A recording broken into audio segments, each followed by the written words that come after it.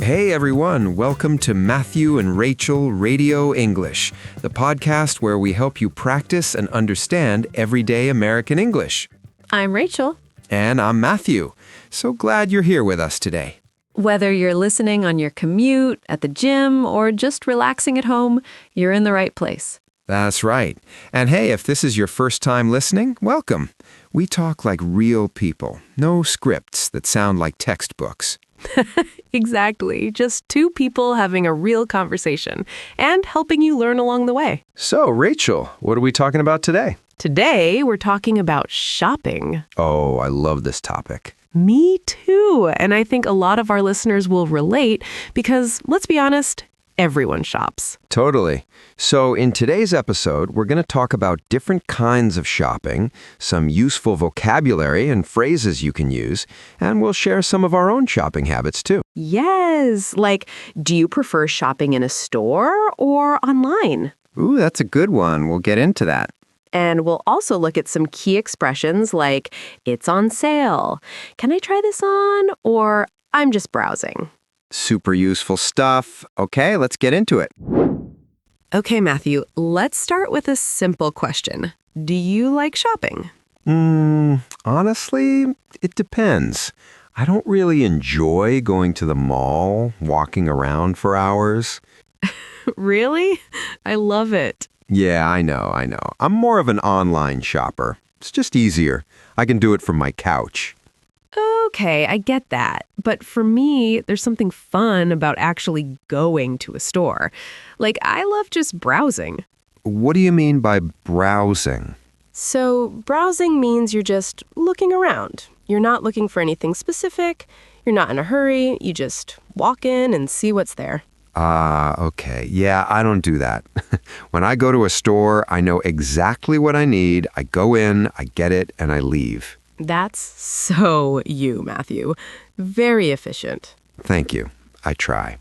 But online shopping is perfect for that. You search for what you want, you find it, you buy it, done. That's true. And online, you can always find something on sale. Yes, that's the best part. On sale means the price is lower than normal, right? Like there's a discount. Exactly. This jacket is on sale. It's 40% off, so you're saving money. I love a good sale. Actually, that's the one time I don't mind shopping, when there's a big sale going on. See? You do like shopping a little bit. Okay, maybe a little, but only online. All right, but here's the thing. When you shop online, you can't try things on. That's true. To try something on means... It means you put the clothes on in the store to see if they fit and if they look good on you, like before you buy them. And in a store, you can say, can I try this on? And they take you to the fitting room. Right. And that's actually one problem with online shopping. You buy something, it arrives, and it doesn't fit. Then you have to return it. Exactly. That happens to me all the time with shoes. So I guess both have pros and cons. For sure. I think I like a mix. I browse in stores when I have time, but for basics like everyday stuff, I just order online. Yeah, that makes sense. Okay, so we've already used some great phrases. Let's make sure everyone caught those.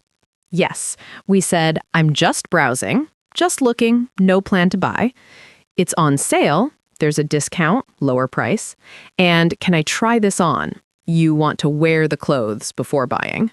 Okay, so now let's talk about some important shopping words. And we're going to do something fun. We call it shadowing. Right. Shadowing means you listen to us say the word, and then you repeat it out loud. It's one of the best ways to improve your pronunciation. So grab your headphones and say it with us. Let's go. First word, jewelry. Okay, this one tricks a lot of people. It looks like it has 3 syllables, jewelry, but in American English, we actually say it with just 2, jewelry. Say it with us. Jewelry, jewelry, jewelry. And jewelry means accessories made of gold, silver, diamonds, gemstones, things like rings, necklaces, bracelets, earrings. Like she was wearing beautiful jewelry at the party. Exactly. Okay, next word, Bargain. Ooh, I love a bargain. A bargain is when you get something at a really good price, lower than what it's normally worth, like a great deal. And the pronunciation is bargain. Bargain. The AI in the middle is not pronounced like A, it's just a short I sound. Repeat after us. Bargain. Bargain. Bargain. You can say, this coat was only $20. What a bargain. Nice. All right, next one, and this one is really tricky. Receipt. Yes, so many people misspell and mispronounce this word. A receipt is the paper or digital document they give you after you buy something. It shows what you paid. And the key thing here is the P is silent. You do not say receipt. You say receipt. The P is completely silent. Say it with us. Receipt. Receipt. Receipt. Can I have my receipt, please? Very useful when you're shopping. Great. Now, purchase. Purchase is just a more formal word for buy. To purchase something means to buy it. The pronunciation is purchase. Purchase. Stress on the first syllable, per. Repeat. Purchase. Purchase. Purchase. You'll hear this a lot in stores, like, your purchase has been approved. That means your payment went through. Or on a receipt. Total purchase, $45.99. Perfect. And our last word, apparel. Apparel means clothing. It's a more formal or general word for clothes. You'll see it a lot in stores or on websites, like women's apparel or sports apparel. The pronunciation is apparel. Apparel. Stress on the second syllable, pair. One more time with us. Apparel. Apparel. Apparel. This store sells outdoor apparel, so jackets, boots, hiking gear, that kind of thing. Awesome. Okay, let's do a quick review. Repeat each word one more time after us. Jewelry, Bargain. receipt, Purchase. apparel. Great job. Keep practicing those, especially receipt. Trust me, even native speakers mess that one up in writing. It's true. And actually, speaking of receipts, you always want to keep yours because if something goes wrong with what you bought, you're going to need it. Oh, that's such a good point. That takes us right into our next topic, returns. Okay, so has this ever happened to you? You buy something, you get home, and it's just not right. All the time. Maybe it doesn't fit, maybe it's damaged, maybe you just changed your mind. Exactly. So in those cases, you can go back to the store and make a return. A return means you bring the item back and get your money back. And the money you get back is called a refund. So you return the item and the store gives you a refund. Now, one important thing, most stores have a return policy. That means they have rules about returns. Like, you usually have a certain number of days to return something. 30 days, 60 days. It depends on the store. And almost always you need your receipt. That's why Rachel just said to keep it. Right. So when you walk up to the customer service desk, you can say something like, "Hi, I'd like to return this, please." Very simple, very polite. Or if the item is damaged, like there's a hole in it or it's stopped working, you can say, "I bought this a few days ago and it's damaged. Can I return it?" And they'll usually say yes right away if it's defective. Defective means it has a problem. It doesn't work the way it's supposed to. Now, sometimes you don't want your money back. You just want a different size or a different color. That's called an exchange. Right. An exchange means you swap one item for another. You can say, "I don't want a refund. I'd just like to exchange this for a larger size." Super easy. And a lot of times stores actually prefer that. They'd rather give you a new item than give you your money back. Now, what about online returns? That's a little different. Yeah, because you can't just walk into a store. Usually you go to the website, find your order, and request a return. Then they send you a return label. That's a prepaid shipping label you put on the package so you can send it back. And then once they receive the item, they process your refund. It usually takes a few days to see the money back. One thing to look out for, some online stores charge a restocking fee. That means they take a small amount out of your refund for the trouble of processing the return. So always read the return policy before you buy, especially online. It can save you a headache later. Now, let's talk about cash back for a second, because this is a term that comes up a lot, and it means different things in different situations. Good point. In a return context, cash back just means you get your money back in cash. So if you paid with cash, you get cash back. But you might also hear cash back at the register when you pay with a debit card. The cashier might ask, "Would you like cash back?" And that means they can give you extra cash from your purchase, like a mini ATM. Right. So if you say, yes, $20 cash back, they charge your card an extra $20 and hand you the cash. Pretty convenient. So, same phrase, two different situations. Context is everything. Exactly. Okay, quick recap. A return is when you bring something back to the store. A refund is the money you get back. And exchange is when you swap it for something else. And defective means the item has a problem or doesn't work. And always, always keep your receipt. We can't say that enough. Okay, so let's say you return something, but the store doesn't give you your money back in cash. Sometimes they give you store credit instead. Right. Store credit is like money, but you can only spend it at that specific store. It's not cash. It doesn't go back to your bank account. It stays with the store. So if you return a $30 shirt and they give you store credit, you now have $30 to spend there, and only there. Some people love it. Some people find it frustrating. Personally, I prefer a real refund. Same. But store credit is very common, especially if you don't have your receipt.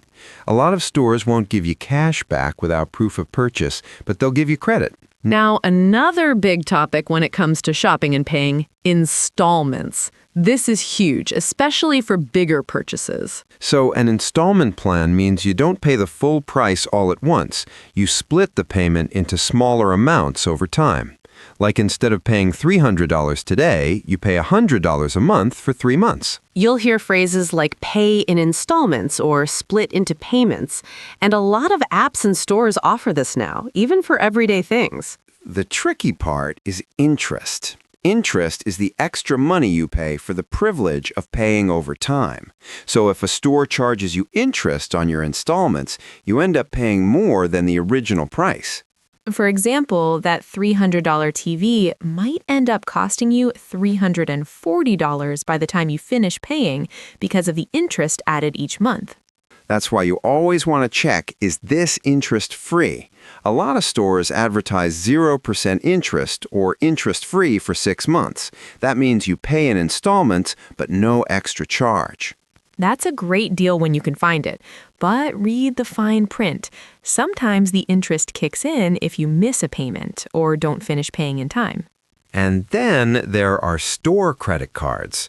A lot of big stores like Target, Amazon, Macy's have their own credit card. They usually offer you a discount when you sign up. Like, open a store card today and get 20% off your purchase. Sounds tempting, but the interest rates on store cards are usually really high. So if you don't pay the full balance every month, it can get expensive fast. The key word here is balance. That's the total amount you owe. If you pay your full balance every month, you avoid interest completely. Exactly. So store cards can be useful, but only if you're disciplined about paying them off. Good advice for shopping in general, honestly. Okay, shifting gears a little, let's talk about something that's really grown in popularity over the last few years. Resale. Yes, so resale means buying and selling items that have already been owned by someone else. It's also called secondhand shopping or thrifting. Thrifting is when you shop at a thrift store, a store that sells used items, usually donated by people. Things like clothes, books, furniture, all at very low prices. I love thrift stores. You can find really unique stuff. Like last month, I found a vintage jacket for $8. $8, see? That's a bargain. There's our word from earlier. Exactly. And beyond thrift stores, there's also the whole world of online resale. Apps and websites like Poshmark, Depop, eBay, Facebook Marketplace. People sell their used items there. And some things actually go up in value, like limited edition sneakers, rare collectibles, vintage clothing. People buy them and then resell them for more than they paid. That's called flipping. Right. You buy low, sell high. Some people make a real income doing that. Now, when you're buying secondhand, there are a few things to keep in mind. First, always check the condition of the item. Sellers usually describe it as like new, good condition, fair condition, or as is. As is important. It means what you see is what you get. No returns, no complaints. The seller is being upfront that the item may have some issues. So read the description carefully and look at all the photos before you buy. And if you're buying in person, like at a thrift store or a garage sale, don't be afraid to negotiate. You can ask, is the price negotiable? Or would you take 10 for this? The worst they can say is no. Exactly. Secondhand shopping is also a great way to be more sustainable. You're giving items a second life instead of them ending up in a landfill. Yeah, it's good for your wallet and good for the planet. Win-win. Okay, so we covered a lot today. Let's do a quick recap before we go. We started by talking about our own shopping habits, whether we prefer stores or shopping online. And we learned that browsing means just looking around, that something on sale has a lower price, and that you can try things on before you buy them. Then we practiced some key vocabulary: jewelry, bargain, receipt, remember the P is silent, purchase, and apparel. After that, we talked about returns, how to ask politely, the difference between a refund and an exchange, and what to do when something is defective. We covered store credit, installments, interest, and why you should always check if something is interest-free before you commit to a payment plan. And we finished with resale and secondhand shopping, thrifting, flipping, and what as is means when you're buying used items. That was a full episode. I feel like I could go shopping right now. Please don't.